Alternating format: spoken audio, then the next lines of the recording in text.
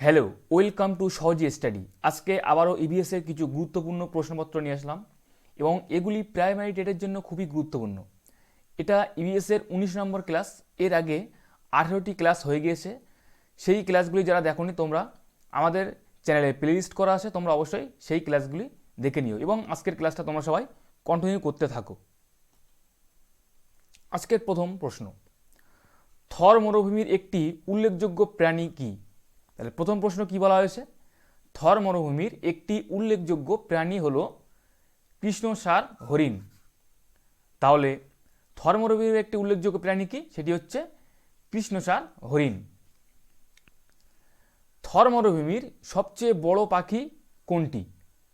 তাহলে থর মরুভূমির সবচেয়ে বড় পাখি কি? সেটি হচ্ছে বাস্টার্ড। তাহলে থর মরুভূমির সবচেয়ে বড় পাখি তাহলে কোনটি? সেটি হচ্ছে বাস্টার্ড। বাস্টার্ড হচ্ছে থর মরুভূমির সবচেয়ে বড় পাখি। কালাহারি মরুভূমিতে বসবাসকারী মানুষদের কি বলে? যে কালাহারি মরুভূমিতে বসবাসকারী মানুষদের কি বলে? স্যান বুশম্যান।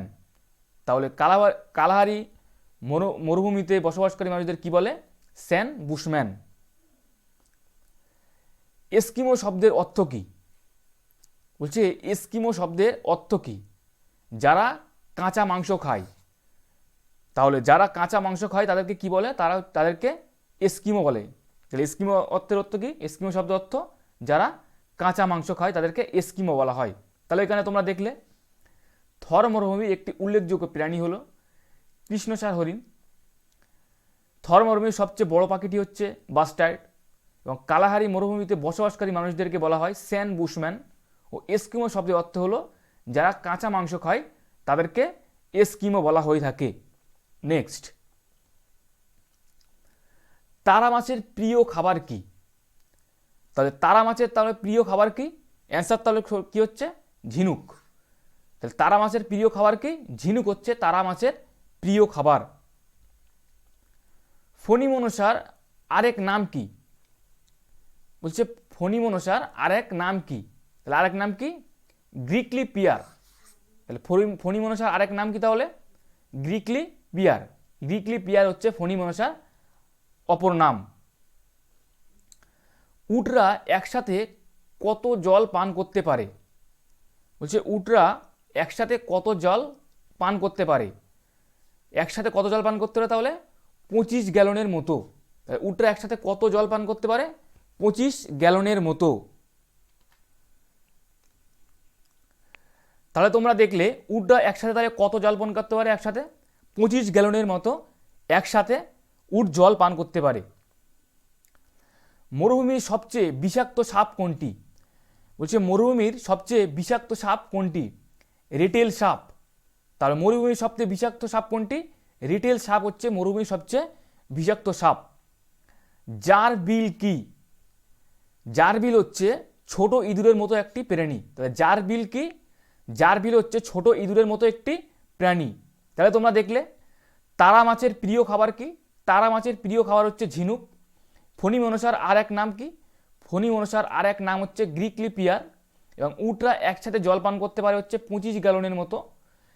এবং মরুভূমির সবচেয়ে বিষাক্ত যে সাপটি সেটি হচ্ছে রিটেল সাপ। জার বিল হচ্ছে ছোট ইঁদুরের মতো একটি প্রাণী। সেটিকে জার বিল বলা হয়ে থাকে। ছোট ইঁদুরের মতো একটি প্রাণীকে জার বিল বলে। নেক্সট, পেঙ্গুইনের তেল থেকে কি তৈরি হয়? বলছে পেঙ্গুইনের তেল থেকে কি তৈরি হয়? তাহলে কি তৈরি হয়? সাবান, জ্বালানি ও ওষুধ। তাহলে পেঙ্গুইনের তেল থেকে কি তৈরি হচ্ছে? সাবান, জ্বালানি ও ওষুধ পেঙ্গুইনের তেল থেকে তৈরি হয়। আন্তর্জাতিক পক্ষে মহাসভা কত সালে পেঙ্গুইনদের রক্ষা করার জন্য আবেদন জানায়? বলছে আন্তর্জাতিক পক্ষে মহাসভা কত সালে পেঙ্গুইনদের রক্ষা করার জন্য আবেদন জানায়? সেটি কত সালে? সেটি হচ্ছে 1905 সালে। 1905 সালে আন্তর্জাতিক পক্ষে মহাসভা হয়, যেটি পেঙ্গুইনদের রক্ষা করার জন্য আবেদন জানায়। পৃথিবীর সবথেকে কম দূষিত স্থান কোনটি? বলছে পৃথিবীর সবথেকে কম দূষিত স্থান কোনটি? আন্টার্কটিকা। আন্টার্কটিকা হচ্ছে পৃথিবীর সবথেকে কম দূষিত স্থান একটি জায়গা। ডাইক্লোফেনাক কি, হচ্ছে ডাইক্লোফেনাক কি, সেটি কি, সেটি হচ্ছে মাথা ব্যথা, মাথা কমানোর ওষুধ। তাহলে ডাইক্লোফেনাক কি, ডাইক্লোফেনাক হচ্ছে মাথা কমানোর ওষুধ। তাহলে তোমরা দেখলে পেঙ্গুইনের তেল থেকে কি তৈরি হচ্ছে, সেগুলো হচ্ছে সাবান, জ্বালানি ওষুধ। আন্তর্জাতিক পক্ষে পেঙ্গুইনদের রক্ষা করার জন্য যে মহাসভা করা হয় সেটি হচ্ছে 1905 সালে। এবং পৃথিবীর সবথেকে কম দূষিত স্থান হচ্ছে আন্টার্কটিকা। এবং ডাইক্লোফেনাক হচ্ছে মাথা কমানোর ওষুধ। ভারত সরকার কত সালে ডাইক্লোফেনাক নিষিদ্ধ ঘোষণা করলেন? বলছে ভারত সরকার কত সালে ডাইক্লোফেনাক নিষিদ্ধ করলেন, সেটি কত সালে? 2006 সালে। 2006 সালে ভারত সরকার ডাইক্লোফেনাক ওষুধটি নিষিদ্ধ করেন। কচুরিপানা জঙ্গলে কোন মশার প্রাদুর্ভাব লক্ষ্য করা যায়? কচুরিপানা জঙ্গলে কোন মশার প্রাদুর্ভাব লক্ষ্য করা যায়? সেটি হচ্ছে এডিস মশা। এডিস মশা কচুরিপানা জঙ্গলে লক্ষ্য করা যায়। সুন্দরী গাছের মূল থেকে, সুন্দরী গাছের মূল বায়ু থেকে অক্সিজেন শোষণ করে, সেটি কি? সেটি হচ্ছে শ্বাসমূল। তাহলে সুন্দরী গাছের মূল কোন মূল, সুন্দরী গাছের কোন মূল বায়ু থেকে অক্সিজেন শোষণ করে, সেটি কোন মূল? সেটি হচ্ছে শ্বাসমূল। শ্বাসমূল সুন্দরী গাছের মূল থেকে অক্সিজেন শোষণ করে। বায়োগ্যাস উৎপন্ন হয় সেটি কি? বায়োগ্যাস উৎপন্ন করা হয় কচুরিপানা থেকে। তাহলে কচুরিপানা থেকে বায়োগ্যাস উৎপন্ন করা হয়। তাহলে তোমরা দেখলে ভারত সরকার ডাইক্লোফেনাক নিষিদ্ধ করেন কত সালে? সেটি হচ্ছে 2006 সালে।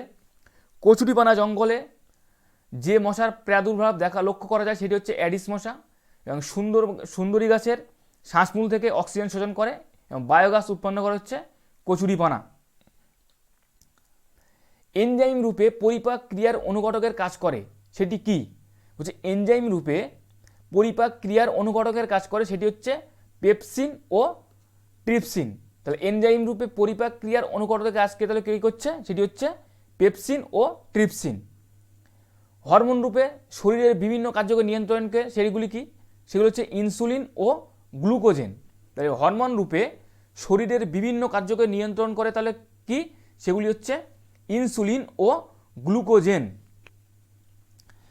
পেশি সংকোচনে কন্ট্রাকটাইল প্রোটিন রূপে ব্যবহার করা সেগুলি কি? সেটা হচ্ছে অ্যাক্টিন ও মায়োসিন। তাহলে পেশি সংকোচনে কন্ট্রাকটাইল প্রোটিন রূপে এগুলো কাজ করে সেগুলি হচ্ছে অ্যাক্টিন ও মায়োসিন। তাহলে এখানে তোমরা দেখলে এনজাইম রূপে পরিপাক ক্রিয়ার অনুঘটকের কাজ করে সেগুলি হচ্ছে পেপসিন ও ট্রিপসিন। ও হরমোন রূপে শরীরের বিভিন্ন কার্যকে নিয়ন্ত্রণ করে সেগুলি হচ্ছে ইনসুলিন ও গ্লুকোজেন। এবং পেশি সংকোচনে কন্ট্রাকটাইল রূপে প্রোটিন রূপে কাজ করে সেগুলি হচ্ছে অ্যাক্টিন ও myosin. Next, ABO blood group কে আবিষ্কার করেন? এবিও ব্লাড গ্রুপ তাহলে কে আবিষ্কার করেন? Karl Landsteiner. ABO blood group কে আবিষ্কার করেন? Karl Landsteiner ABO blood group আবিষ্কার করেন। এবি ব্লাড গ্রুপকে কি বলা হয়? এবি ব্লাড গ্রুপকে বিশ্বজনীন গ্রহিতা বলা হয়। তাহলে এবি ব্লাড গ্রুপকে কি বলা হয়? বিশ্বজনীন গ্রহিতা।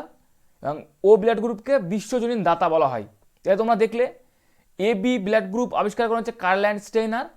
এবং এবি ব্লাড গ্রুপকে বিশ্বজনীন গ্রহিতা বলা হয় কারণ এবি ব্লাড গ্রুপ সবার কাছ থেকে রক্ত নিতে পারে, সেই জন্য এবি ব্লাড গ্রুপকে বিশ্বজনীন গ্রহিতা বলা হয়। এবং ও ব্লাড গ্রুপ প্রত্যেক গ্রুপকে ব্লাড দিতে পারে এবং সবার কাছ থেকে নিতে পারে না, কেবলমাত্র ও ব্লাড গ্রুপকে নিতে পারে, সেই জন্য ও ব্লাড গ্রুপকে বিশ্বজনীন দাতা বলা হয়।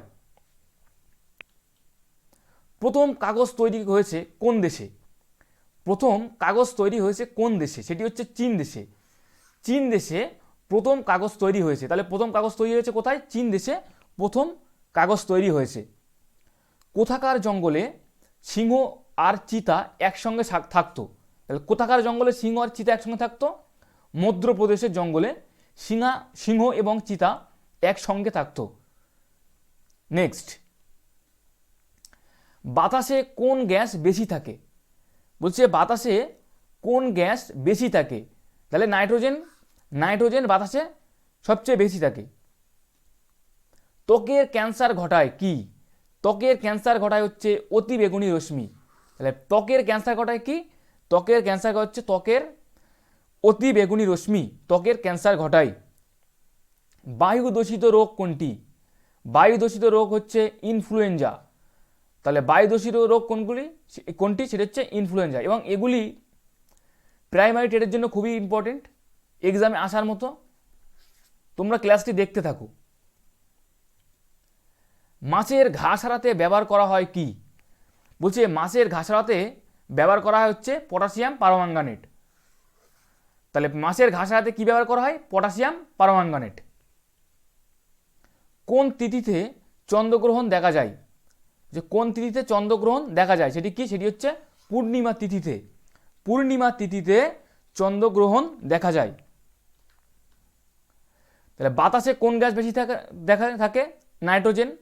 বাতাসে নাইট্রোজেন গ্যাস বেশি থাকে। ত্বকের ক্যান্সার ঘটায় হচ্ছে অতি বেগুনি রশ্মি। এবং বায়ুবাহিত রোগ হচ্ছে ইনফ্লুয়েঞ্জা। মাছের ঘা সারাতে ব্যবহার করা হচ্ছে পটাশিয়াম পারম্যাঙ্গানেট। এবং কোন তিথিতে চন্দ্রগ্রহণ দেখা যায়? সেটা হচ্ছে পূর্ণিমা তিথিতে চন্দ্রগ্রহণ দেখা যায়। এবং এখানে একটু বলে রাখি, আমাদের কাছে সিডিপি, ম্যাথ, ইংলিশ, বাংলা ও ইবিএস এর নোট পাওয়া যাচ্ছে। তোমরা যারা নিতে চাও অবশ্যই এই নাম্বারে কল করতে পারো। এবং যদি ক্লাসটি ভালো লেগে থাকে অবশ্যই একটি লাইক করে দিও।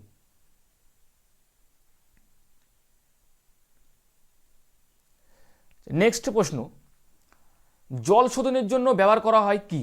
জল শোধনের জন্য ব্যবহার করা হয় কি? সেটি হচ্ছে পটাশিয়াম পারম্যাঙ্গানেট। তাহলে জল শোধনের জন্য কি ব্যবহার করা হয়? জল শোধনের জন্য ব্যবহার করা হচ্ছে পটাশিয়াম পারম্যাঙ্গানেট। কোন যন্ত্রের সাহায্যে ভূমিকম্পের তীব্রতা মাপা হয়? তাহলে কোন যন্ত্রের সাহায্যে? সেটি হচ্ছে সিসমোগ্রাফ যন্ত্রের সাহায্যে। সিসমোগ্রাফ যন্ত্রের সাহায্যে ভূমিকম্পের তীব্রতা মাপা হয়। তাহলে কোন যন্ত্রের সাহায্যে ভূমিকম্পের তীব্রতা মাপা হয়? সিসমোগ্রাফ যন্ত্রের সাহায্যে ভূমিকম্পের তীব্রতা মাপা হয়। একটি পরজীবী উদ্ভিদ কি? একটি পরজীবী উদ্ভিদ কি তাহলে? সেটি হচ্ছে স্বর্ণলতা। স্বর্ণলতা একটি পরজীবী উদ্ভিদ। তাহলে একটি পরজীবী উদ্ভিদ কি? সেটি কি? সেটি হচ্ছে স্বর্ণলতা। সামুদ্রিক মাছের যকৃৎ থেকে পাওয়া যায় ভিটামিন এ ও ডি। তাহলে সামুদ্রিক মাছের যকৃৎ থেকে তাহলে কোন ভিটামিন পাওয়া যায়? সেইগুলি হচ্ছে ভিটামিন এ ও ডি সামুদ্রিক মাছের যকৃৎ থেকে পাওয়া যায়। তাপের সুপরিবাহী এবং সাধারণ অবস্থায় কঠিন সেটি কি? সেটি হচ্ছে হীরক।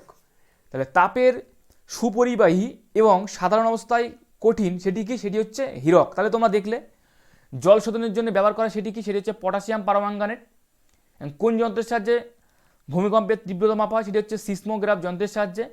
স্বর্ণলতা হচ্ছে একটি পরজীবী উদ্ভিদ এবং সামুদ্রিক মাছের যকৃৎ থেকে পাওয়া যায় হচ্ছে ভিটামিন এ ও ডি। এবং তাপের সুপরিবাহী ও সাধারণ অবস্থায় কঠিন সেটি হচ্ছে হীরক। নেক্সট, ডাক্তারের গলা থেকে পা পর্যন্ত পোশাককে কি বলে? ডাক্তারের পা থেকে গলা পর্যন্ত যে পোশাক আসে সেটি হচ্ছে, তার নাম হচ্ছে অ্যাপ্রন। তাহলে অ্যাপ্রন কি? সেটি হচ্ছে ডাক্তারের গলা থেকে পা পর্যন্ত যে পোশাক পরিধান করে সেটির নামই হচ্ছে অ্যাপ্রন। ঘোড়ার গাড়ি যারা চালাতেন তাদেরকে কি বলা হতো? বলছে ঘোড়ার গাড়ি যারা চালাতেন তাদেরকে বলা হতো হচ্ছে কেচোয়ান। তাহলে কেচোয়ান কাদেরকে বলা হতো? যারা ঘোড়ার গাড়ি চালাতেন তাদেরকে বলা হতো হচ্ছে কেচোয়ান। সিনথেটিক উলকে বলে কি? সিনথেটিক উলকে বলে হচ্ছে ক্যাশমিলন। তাহলে সিনথেটিক উলকে কি বলা হয়? সিনথেটিক উলকে বলে হচ্ছে ক্যাশমিলন। শরীরের সবচেয়ে কঠিন অংশ কি? শরীরের সবচেয়ে কঠিন অংশ হচ্ছে দাঁত। তাহলে শরীরের সবচেয়ে কঠিন অংশ সেটি কি? সেটি হচ্ছে দাঁত। তাহলে ডাক্তারের গলা থেকে পা পর্যন্ত পোশাককে বলা হচ্ছে অ্যাপ্রন। এবং ঘোড়ার গাড়ি যারা চালাতেন তাদেরকে বলা হতো কেচোয়ান। এবং সিনথেটিক উলকে বলা হচ্ছে ক্যাশমিলন। এবং শরীরের সবচেয়ে কঠিনতম অংশ হচ্ছে দাঁত। নেক্সট, আকাশে কোন তারাকে সরে যেতে দেখা যায় না? বলছে আকাশে কোন তারাকে সরে যেতে দেখা যায় না সেই তারাটির নাম কি? সেটি হচ্ছে ধ্রুব তারা। ধ্রুব তারাকে আকাশে সরে যেতে দেখা যায় না। চাঁদের মাটি ও পৃথিবীর মতো অসমান। চাঁদের মাটিও পৃথিবীর মতো অসমান, এটি কে বলেছিলেন? সেটি বলেছিল হচ্ছে গ্যালিলিও। বিজ্ঞানী গ্যালিলিও চাঁদের মাটি ও পৃথিবী অসমান সেটি বলেছিল বিজ্ঞানী গ্যালিলিও। শনি গ্রহে পাঠানো হয়েছিল কি? শনি গ্রহে পাঠানো হয়েছিল হচ্ছে ক্যাসিনি। তাহলে শনি গ্রহে কি পাঠানো হয়েছিল সেটির নাম কি? সেটি হচ্ছে ক্যাসিনি। ক্যাসিনি শনি গ্রহে পাঠানো হয়েছিল। চিপকো আন্দোলনের দুইজন নেতার নাম কি? চিপকো আন্দোলনের দুইজন নেতার নাম হচ্ছে সুন্দরলাল বহুগুণা ও চণ্ডীপ্রসাদ ভট্ট। তাহলে চিপকো আন্দোলনের দুইজন নেতার নাম কি? তাদের নাম হচ্ছে সুন্দরলাল বহুগুণা ও চণ্ডীপ্রসাদ ভট্ট। তাহলে আকাশে ধ্রুব তারাকে সরে যেতে দেখা যায় না, এবং চাঁদের মাটিও পৃথিবীর মতো অসমান এটি বলেছিল হচ্ছে বিজ্ঞানী গ্যালিলিও, এবং শনি গ্রহের জন্য পাঠানো হয়েছিল হচ্ছে ক্যাসিনি। এবং চিপকো আন্দোলনের দুইজন নেতা সেটি হচ্ছে সুন্দরলাল বহুগুণা ও চণ্ডীপ্রসাদ ভট্ট। নেক্সট, প্রথম কি থেকে লোহা আবিষ্কার হয়েছিল? তাহলে এখানে কি বলেছে? প্রথম কি থেকে লোহা আবিষ্কার হয়েছিল? কি থেকে? তাহলে সেটি হচ্ছে উল্কাপিণ্ড থেকে। তাহলে প্রথম কি থেকে লোহা আবিষ্কার হয়েছিল? সেটি হচ্ছে উল্কাপিণ্ড থেকে প্রথম লোহা আবিষ্কার হয়েছিল। গান্ধী স্মারক সংগ্রহালয় কোথায় অবস্থিত? তাহলে গান্ধী স্মারক সংগ্রহালয় কোথায় অবস্থিত? সংগ্রহালয় সেটি হচ্ছে ব্যারাকপুরে। তাহলে ব্যারাকপুরে গান্ধী স্মারক সংগ্রহালয় অবস্থিত। দুটি বিষ ফলের নাম কি? যে দুটি বিষ ফলের নাম হচ্ছে কলকে ও আকন্দ। তাহলে কলকে ও আকন্দ হচ্ছে দুটি বিষ ফলের উদাহরণ। মধু খেলে কি উপকার হয়? তাহলে এখানে কি বলেছে? মধু খেলে কি কি উপকার হয়? তাহলে কি উপকার হচ্ছে? সর্দি কাশি কমে ও ধাত কমে। তাহলে সর্দি কাশি ও ধাত কমে। রক্তচাপ নিয়ন্ত্রিত করে এমন একটি পাতা সেটি কি? সেটি হচ্ছে সজিনা পাতা। তাহলে রক্তচাপ নিয়ন্ত্রিত করে সেটি কি? সেটি হচ্ছে সজিনা পাতা। সজিনা পাতা রক্তচাপ নিয়ন্ত্রিত করে। কোন তিথিতে ছায়াপথ দেখা যায়? তাহলে কোন তিথিতে ছায়াপথ দেখা যায়? কৃষ্ণপক্ষের চতুর্দশীতে।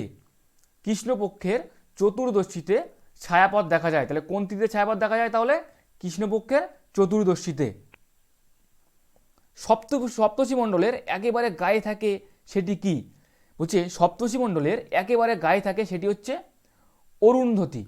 তো অরুন্ধতী সপ্তর্ষি মণ্ডলের একেবারে গায়ে থাকে। আঘাত লেগে ব্যথা সারাতে কি ব্যবহার করা হয়? আঘাত লেগে ব্যথা সারাতে রাংচিতার ডাল ব্যবহার করা হয়। তাহলে আঘাত লেগে ব্যথা সারাতে তাহলে কি ব্যবহার করা হয়? রাংচিতার ডাল। সূর্য ও পৃথিবীর মাঝে যে গ্রহ দুটি আছে সেই গ্রহ দুটির নাম কি? সেগুলি হচ্ছে বুধ ও শুক্র। তাহলে সূর্য ও পৃথিবীর মাঝে যে দুটি গ্রহ আছে সেগুলি হচ্ছে বুধ ও শুক্র। তাহলে তোমরা দেখলে রক্তচাপ নিয়ন্ত্রণ করে সেটি হচ্ছে সজিনা পাতা, এবং কোন তিথিতে ছায়াপথ দেখা যায় সেটি হচ্ছে কৃষ্ণপক্ষের চতুর্দশীতে। সপ্তর্ষি মণ্ডলের একেবারে গায়ে থাকে সেটা হচ্ছে অরুন্ধতী, এবং আঘাত লেগে ব্যথা সারাতে রাংচিতার ডাল ব্যবহার করা হয়। এবং সূর্য ও পৃথিবীর মাঝে যেই দুটি গ্রহ আছে সেই দুটি হচ্ছে বুধ ও শুক্র। এগুলো প্রাইমারিটের জন্য খুবই গুরুত্বপূর্ণ, এবং এই প্রশ্ন উত্তরগুলি এক্সামে আসার মতো সবগুলি। তোমরা সবাই ক্লাসটি কন্টিনিউ করতে থাকো। কৃমি সারাতে ও রক্ত পরিষ্কার করতে কি ব্যবহার করা হয়? কালমেঘ। তাহলে কৃমি সারাতে ও রক্ত পরিষ্কার করতে তাহলে কি ব্যবহার করা হয়?